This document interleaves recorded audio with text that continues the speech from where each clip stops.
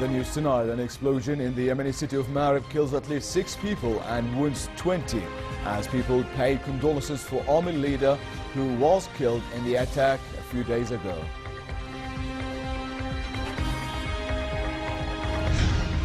Environmental leaders meeting for the second and last day of a conference in the Rwandan capital are close to reach a deal on climate change and reducing hydrofluorocarbons. And family members gather inside Thailand's Grand Palace, the resting place of the body of King Bhumibol, as part of funerary rituals to be held every night to mark the passing of the king. Good evening and welcome to the news at 10. A meeting on the Syria crisis is to convene tomorrow in Lausanne, where U.S. Secretary of State John Kerry and Russian Foreign Minister Sergei Lavrov will discuss further steps that can be taken to achieve a resolution on Syria. Lavrov and Kerry agreed this week to hold the meeting in Switzerland, with the foreign ministers of Turkey, Qatar, Saudi Arabia and Iran possibly joining the talks. While U.S. officials voiced little hope for success, Lavrov, in a statement in the Armenian capital today, said he had no special expectations for the talks. He told reporters Russia has no intention to put forward new initiatives on resolving the conflict, but will wait to see how well its partners observe the UN Security Council resolution on Syria. Daesh terrorists claim responsibility for an attack on a checkpoint north of Sinai, which killed 12 members of Egypt's military and wounded 6 more.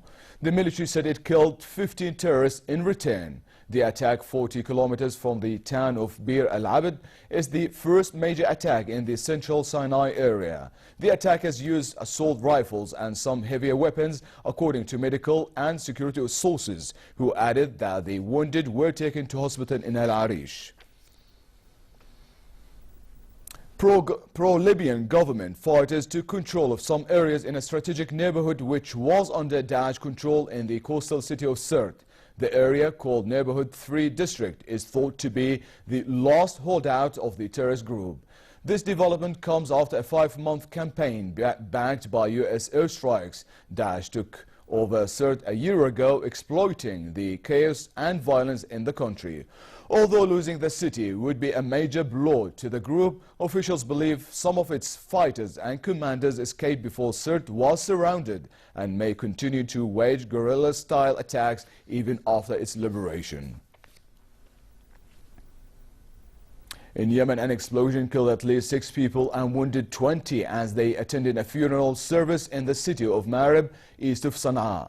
The explosion took place as condolences were being paid after the death of an army leader in Marib who was killed a few days ago in fighting with Houthis, according to officials. Among those killed in the blast was Salim al-Shaddadi, the older brother of the general killed earlier.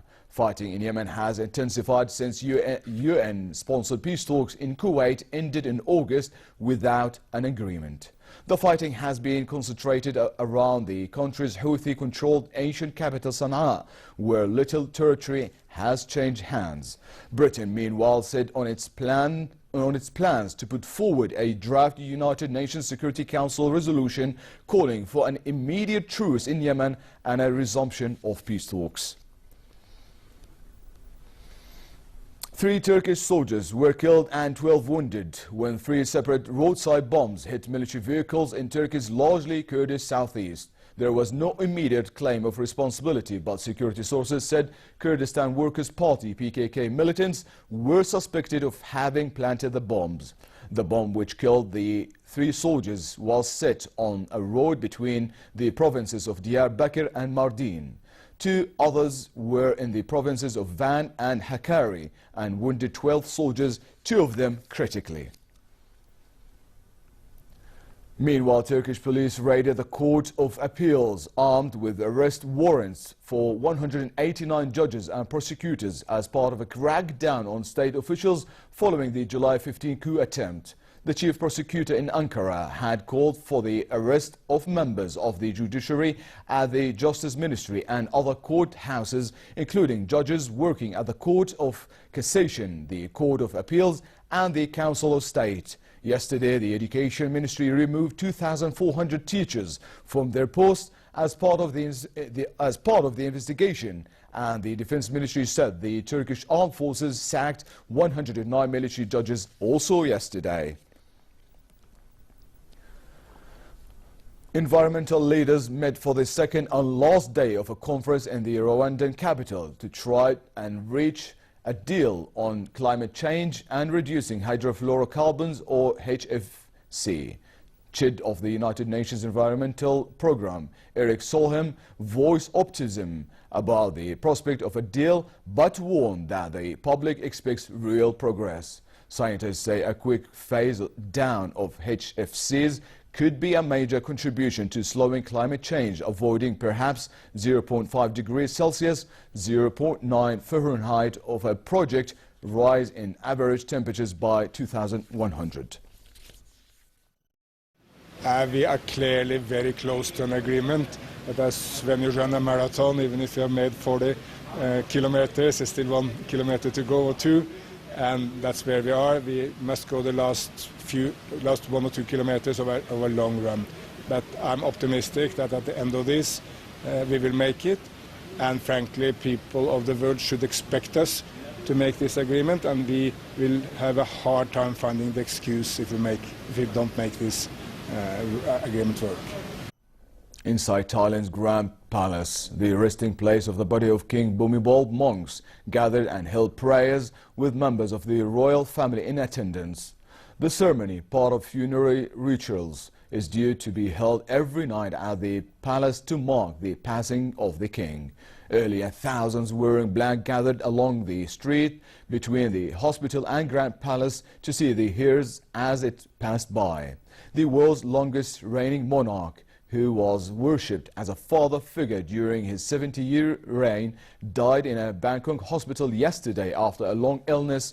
He was 88. The cabinet has declared a government holiday for mourning.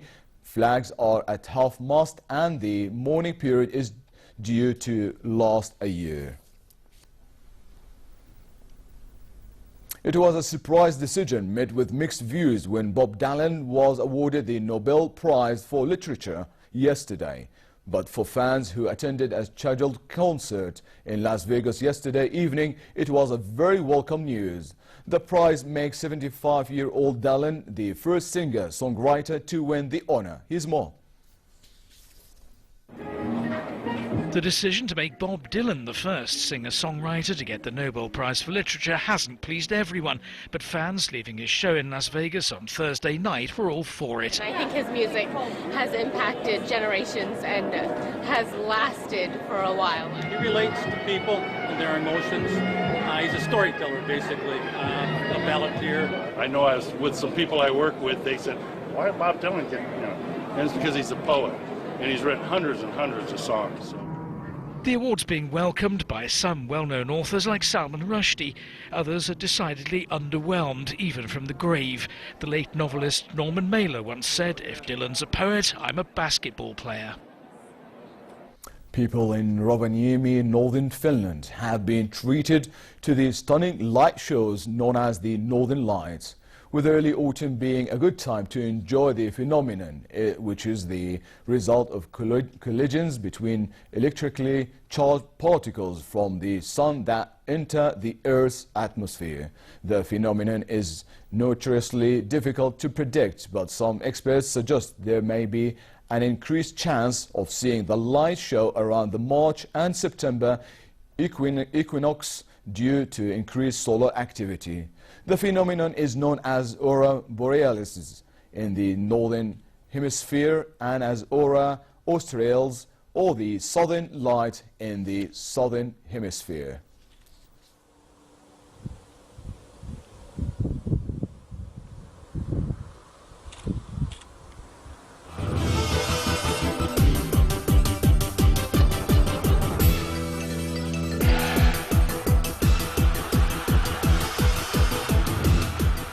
Barcelona maestro Lionel Messi is fully recovered from injury and should make his comeback against Deportivo La Corona tomorrow.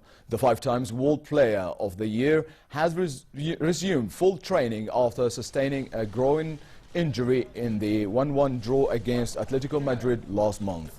Barcelona are fourth in La Liga, 2 points behind leaders Atletico Madrid, and have made their worst start to a campaign in 11 years, winning 4 of their first 7 games.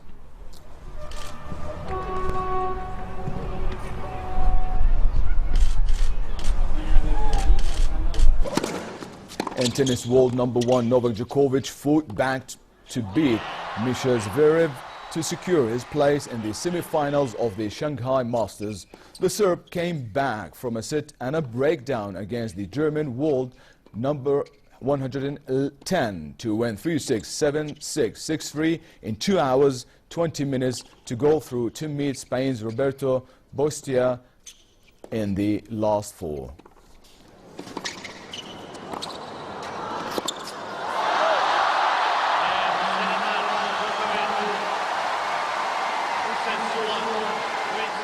And finally, it continues to be fair in most regions for the rest of tonight and moderate in the Jordan Valley and the Dead Sea.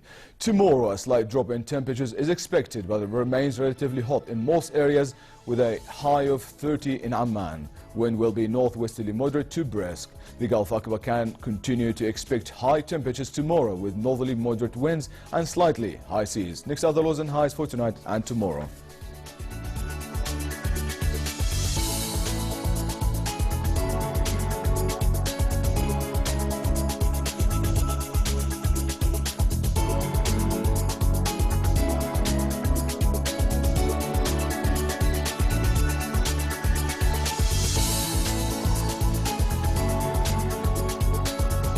And to close here, our top stories once again. An explosion in the Yemeni city of Marib kills at least 6 people and wounds 20 as people paid condolences for army leader who was killed in an attack a few days ago.